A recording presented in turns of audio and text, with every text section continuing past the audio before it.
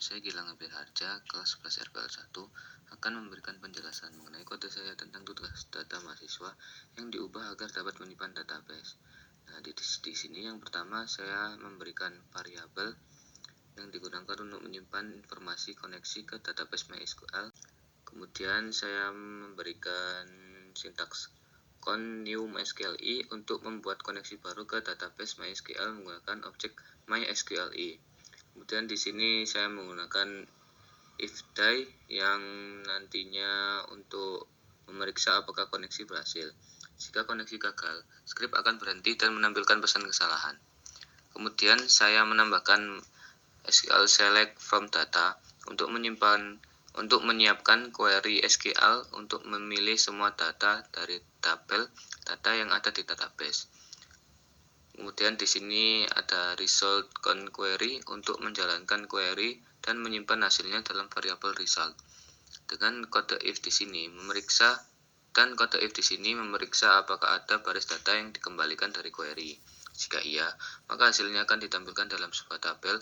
Kemudian while ini untuk mengambil setiap baris hasil query satu persatu dan menampilkannya dalam bentuk baris tabel. Kemudian close untuk menutup koneksi database setelah selesai digunakan.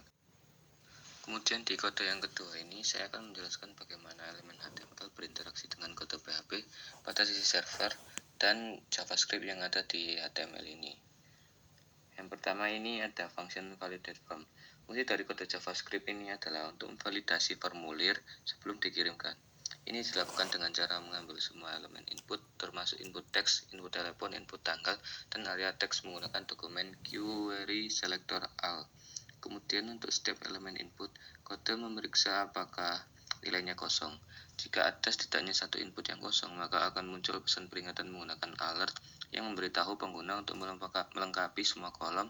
Dan di sini ada form name mahasiswa form action at PHP.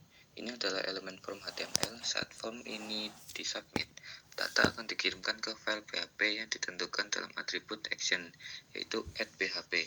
Ketika form disubmit, fungsi validate form akan dipanggil untuk memastikan semua input telah diisi sebelum data dikirimkan. Setiap elemen input dalam form input text area memiliki atribut name yang digunakan untuk mengidentifikasi nilai input tersebut ketika form disubmit. Nilai dari input ini akan diambil oleh PHP melalui metode post. Saat tombol proses ditekan, input type submit value process, form akan disubmit dengan metode post ke file PHP yang ditentukan dalam atribut action. Dan di sini ada tabel yang ketiga, yakni tabel @php. Nah, di tabel ini ada sintaks server name, username, password, database yang nantinya akan digunakan untuk menyimpan nama server database, untuk menyimpan nama pengguna, untuk menyimpan kata sandi, dan untuk menyimpan nama database yang nantinya akan digunakan. Dalam hal ini database yang digunakan bernama data mahasiswa. Nah, kemudian ada koneksi new MySQLi. Nah, ini untuk membuat objek koneksi baru ke database MySQL. Kemudian ada if koneksi connect error. Nah, ini untuk memeriksa kondisi apakah koneksi ke database berhasil. Jika gagal, pesan kesalahan akan ditampilkan dan eksekusi program akan dihentikan. Kemudian ada nomor induk post dan seterusnya. Baris-baris ini mengambil nilai dari formulir HTML sebelumnya yang telah disubmit melalui metode post tadi dan menyimpannya dalam variabel yang sesuai nantinya. Kemudian ada SQL insert into data. Nah, ini adalah pernyataan SQL yang mempersiapkan perintah untuk menyisipkan data yang diambil dari formulir tadi ke dalam tabel database yang sudah saya sediakan. Nah, kemudian di sini ada if koneksi query SQL true. Ini adalah blok yang mengeksekusi pernyataan SQL yang telah disiapkan sebelumnya. Jika penyisipan data yang tadi ini berhasil, maka pesan sukses akan ditampilkan. Namun jika terjadi kesalahan, pesan kesalahan bersama dengan detail kesalahan akan ditampilkan ke visual atau layarnya tadi.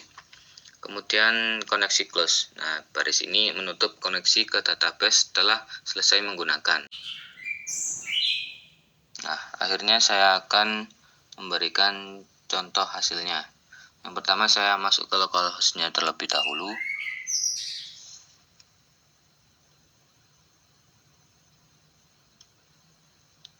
Nah, ini adalah contoh yang sudah ada sebelumnya. Dan saya akan menambahkan data lagi. Namun sebelumnya saya akan memperlihatkan database-nya terlebih dahulu. Nah, ini adalah contoh yang sudah ada sebelumnya. Nah, saya akan menambahkan lagi.